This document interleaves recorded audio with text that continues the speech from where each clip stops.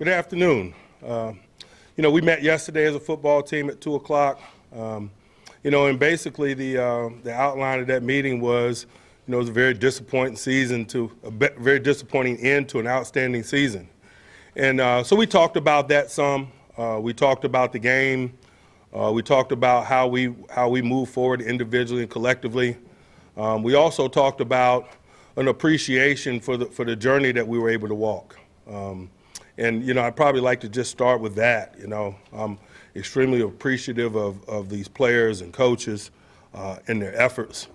It was a wild and challenging and fun ride. It always is. I'm appreciative of the support that we get, our fans in this city. I'm appreciative of those things. We had a wild ride. We were able to accomplish a lot of things, some things that we set out to do. We realized that our ball goes through the AFC North. We met the charge in that regard. We wanted to position ourselves as strongly as we could in playoff football to make the ball go through Pittsburgh, PA. We were able to get a bye and things of that nature. It ended the way it ended, and looking back at it, there's nothing that we could do about that but learn from the experience. We didn't play winning football last weekend, and there are consequences of that. We understand that. Oftentimes the people that care about us talk about putting perspective on it, it not being the most important thing in the world, and so forth. I get that, they get that, but it doesn't lessen the will that we have, the commitment that we have toward it, and that's a blessing. For that, I'm thankful, they're thankful, but it also doesn't lessen the hurt that comes with it when you're not successful. And we've learned to embrace that element of it too, because it's real.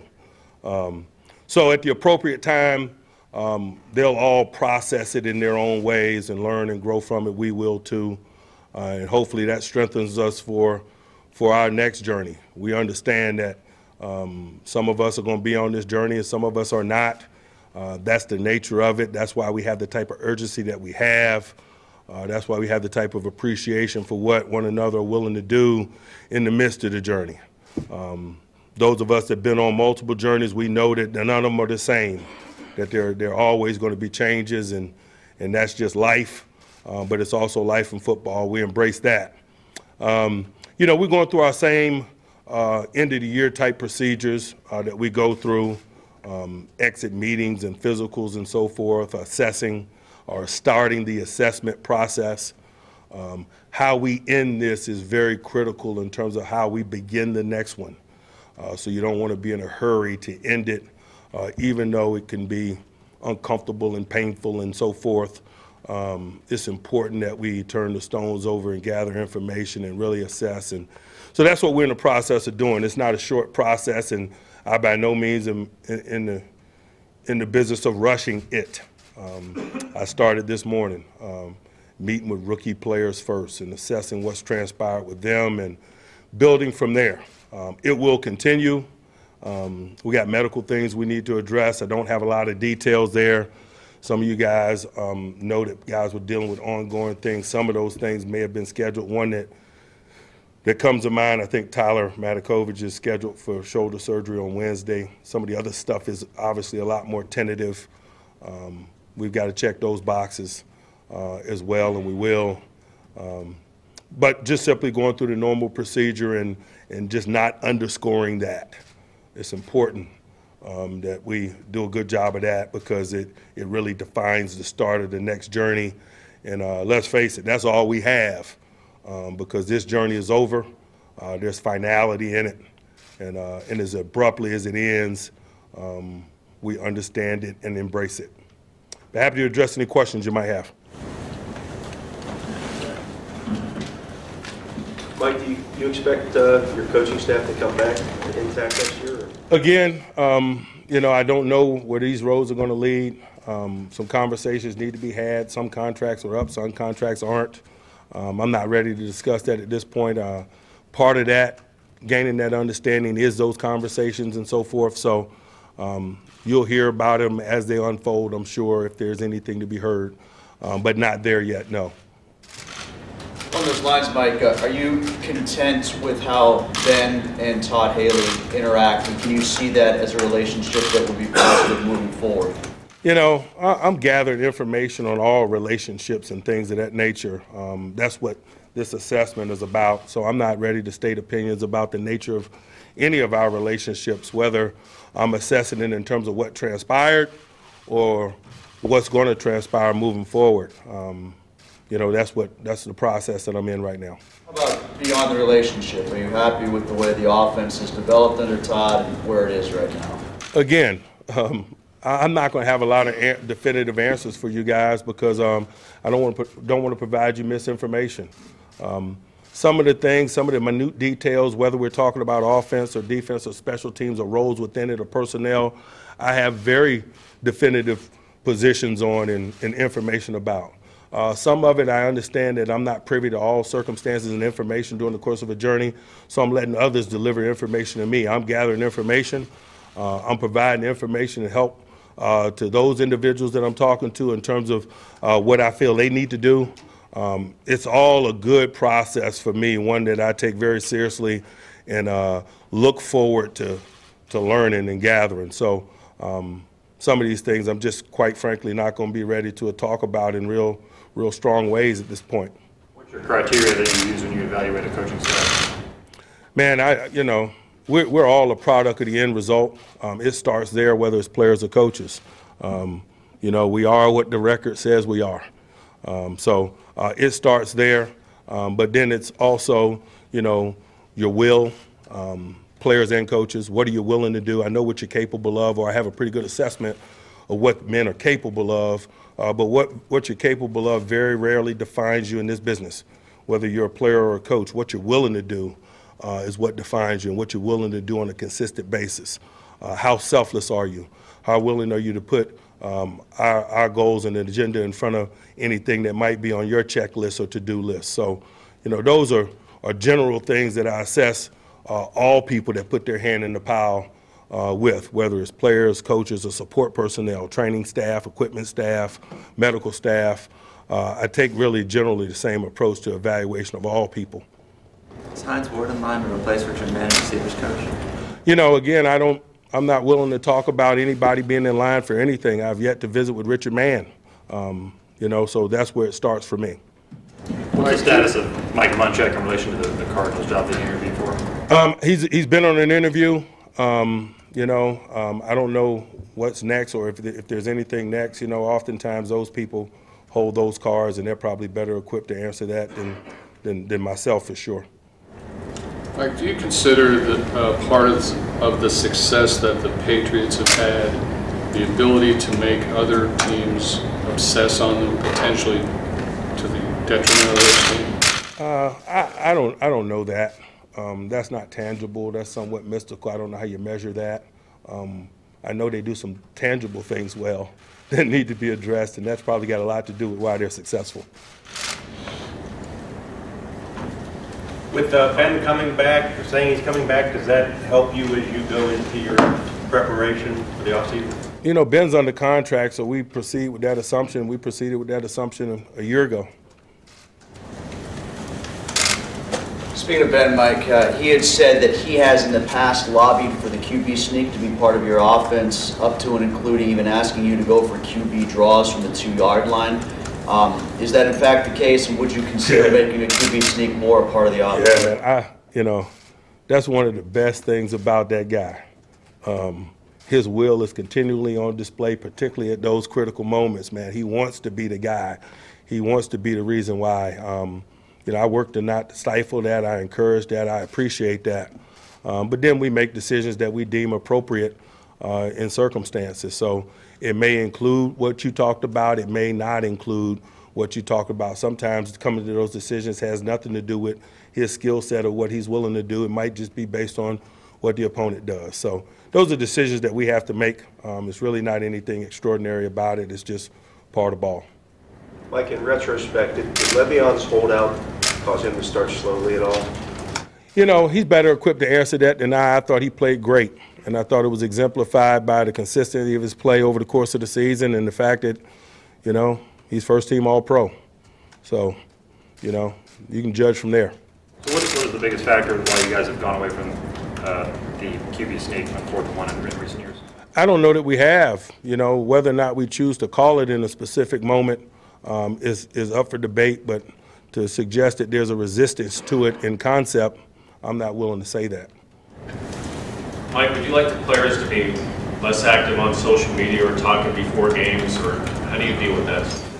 I got teenage kids that are 16 and 17, so I understand that that's part of this world. It's not the world that I grew up in. I'm 45. So, you know, I'm learning to understand it and learning to do it in the appropriate ways. I think that's the discussion. I think that's the realistic discussion, whether we're talking about young players or whether we're just talking about young people. You know, social media and the things that come with it aren't going anywhere. And 45-year-olds like myself better work to understand it and understand the positive aspects of it and work to train younger people to utilize it and utilize it for good. I think that's the discussion. Mike, how much will it take away from you not being able to be at the Senior Bowl and your staff because of the Pro Bowl? You know, we lose something there. But, you know, we lost something there because we were playing a year ago. So I didn't necessarily plan to be in Mobile. Anyone else? But just analytically, did any sort of number evaluation, or just looking back on either the onside kick or the pitch wide on the 4th and 1, what goes into the thinking of some of those calls? And I know you stood by them afterwards. Any second thoughts on them at this point? I know analytically they probably fall in the, you know, the lower percentages and things of that nature. But, you know, if I err, I'm always going to err on the side of taking action in an effort to win. I think my guys know that about me. I think more importantly than knowing that about me, they expect that from me. I don't fear failure. I'm going to do what's required to pursue victory, even if it comes across as unconventional. I'm certainly not going to steer away from decision making for fear of ridicule. Those guys put a lot on the line when we step in the stadiums to play. And I, in turn, am responsible to put a lot on the line and embrace doing so. So I understand when things don't work out, there's criticism that's associated with it. I embrace that. But I go to work with men every day that lay a lot on the line when they step in the stadiums as well. And I'm just going to provide the same efforts that they provide me. Like, how valuable was that to have a guy like Sean to rep in-house, that if Munch does leave, you could have somebody? Again, I'm not anticipating and getting into that dance. You can dance that dance. You know, I'm in assessment mode, man. We got some good people here, people that work hard. I'm appreciative of that. These are necessary conversations that go on this time of year, whether someone goes or stays or sins and so forth. Very natural in our business. I just don't have a lot of detail at this juncture. Given all the reflecting, I'm sorry? Given all the reflecting and analyzing that you do at this point, how much and what is Richard Mann's legacy in football to you? Oh, man. You know, man, we covered a lot of ground together. You know, first World Championship I was a part of, man. I was the secondary coach. He was the wideout coach. So obviously there's a cooperative workspace there. You know, I was a young assistant. He was a seasoned assistant. It's been a pleasure to work with that guy on a lot of fronts, professionally, personally. I've learned a lot from him. I also realize that efforts from guys like him have provided opportunities for guys like me. You know, when he was coming up, I'm sure, carving out a niche for himself in this business, maybe opportunities like I have weren't afforded to African-American coaches. And so I'm appreciative of guys like Richard Mann on a lot of levels, not only in terms of what he's done and what he's capable of doing, but maybe some of the hurdles that he overcame provided opportunities for guys like me, and I'm sensitive and appreciative of that, and on that level as well. Mike, what do you say to the perception, fair or not, that your words to Tony Dungy set a precedent for looking ahead to opponents this year? I can't worry about those things, guys. You know, one of the things that's changing in our business is the attention, the media attention, and part of it is the development of social media and things of that nature. So, you know, I'm fortunate enough that I've been in it long enough that I realize that it's changing in some ways, and some of the norms are changing. and we got to change with it. And so I'm less resistant to old norms, and I'm not worried about those type of things because they're really irrelevant. The amount of attention that we all get is tenfold what it was 10, 15 years ago. And to try to keep that jello in the box is a waste of time and really kind of fruitless. We don't spend a lot of time worrying about what's said about us or misinterpretations of what we say. We simply go about our work, and what's important is what we say to one another. And if it doesn't come from one man to another, we don't give it much thought or attention. We don't. We realize oftentimes it may create a storm around us, but that's not us. We don't care. We can't care. We can't control it anyway. It's an impossibility in today's professional sport climate. So that's my soapbox. So how do you change with the time? I care less. You know, we focus on what it is that we do, our preparation, and ultimately our play, and we understand it as such. Some of it is just, quite frankly, you know, a joke. You know, I could get asked about something in here, and I could say I have no comment, and then it's like, well, I denied something. No, I just didn't have a comment. You know, I can't dance that dance. I can't waste time in my day worried about that, man. There's too much real stuff going on with us, tangible things, preparation things, role things, you know, workplace things that are real as opposed to perceived or interpreted or potential. It's just how it is, and I'm sure we're not different from anybody else in that light. We're probably more upfront in talking about it than others, but that's just how we choose to deal with it. People got different modes of operation in terms of dealing with the things that they deal with, things that are part of this business. That's just our developing mentality. We're just not overly concerned about things that you might think we would be because it's a waste of our time. Like Cam Hayward yesterday was pretty reflective about wishing that the team had gone further in the year in honor of Dan Rooney's passing, and said that I think he said there's enough to pull on there for next year too. Is that a sentiment that you echo? Man, we could not win enough games to pay tribute to that man. We can't stack enough Lombardi trophies in there to adequately pay tribute to that man. So I share his sentiments, but you know, if the confetti would have rained on us and we'd have walked off with the Lombardi, it still probably doesn't express my appreciation for all that he's given me. So, you know, everybody has an opinion, everybody has a perception, and I respect that. But what he's provided me personally, I can't win enough games. I can't win enough championships.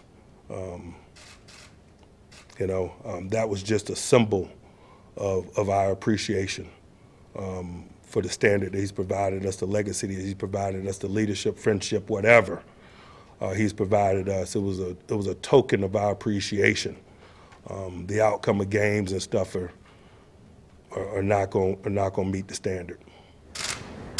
Mike Mitchell, according to the Jaguars, was yelling stuff outside their locker room at them. Is that something that should or shouldn't happen? I'm not commenting on stuff like that. That's part of what I was talking about in today's climate that, you know, is really kind of irrelevant to me. I'd imagine Jacksonville isn't concerned about it as they prepare to play New England. So what are we talking about? Martavis made it clear yesterday that something changed in the middle of the season when there was a trade request, and now where he wants to stay here. What did you see change with him in that time? Man, it was just a natural evolution of an understanding of roles and the development of roles that happen over the course of a season, whether it's him or anyone else. Part of being a team on the rise is gaining understanding, each man gaining understanding in those areas and embracing it and making it special. And so what he went through is not any different than what any of these guys go through. Some of it's more public than others, some of it is not. That's the journey that is a season. Mike, when the ultimate goal, what's the opportunity for you to coach at the Pro Bowl? What's that? You know, I'm really excited about it.